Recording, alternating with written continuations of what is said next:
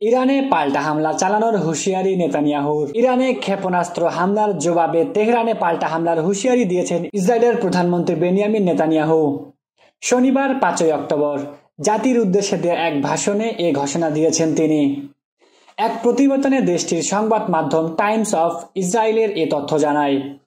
ভাষণে নেতানিয়াহু বলেন, সম্প্রতি ইরান ইসরায়েলে যে মাত্রায় ক্ষেপণাস্ত্র হামলা চালিয়েছে, বিশ্বের অন্য কোনো দেশে তাদের ভূখণ্ড ও জনগণের উপর এই মাত্রায় হামলার বরদাস্ত করবে না, ইসরায়েলও করবে না। নেতানিয়াহু বলেছেন, ইসরায়েলের শুধুমাত্র আত্মরক্ষার অধিকার নয়, এর দায়িত্বও রয়েছে। আমরা তাদের ইরানের হামলার জবাব দেব। ইসরায়েলে অস্ত্র পাঠানোর ওপর নিষেধাজ্ঞা আহ্বানের ফলে ফ্রান্সের প্রেসিডেন্ট ইয়ামানুয়েল মাক্রন ওর সমালোচনাও করেছেন নেতানিয়াহুর। তিনি বলেছেন, প্রেসিডেন্ট মাক্রন এবং অন্যান্য পশ্চিমা নেতারা এখনোই ইসরায়েলের বিরুদ্ধে অস্ত্র নিষেধাজ্ঞা আহ্বান জানাচ্ছেন, যা ইসরায়েলের জন্য আত্মসম্মানজনক বলে অভিহিত করেছেন Israel.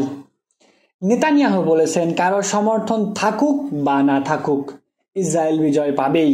Hafizur Rahman, TA news.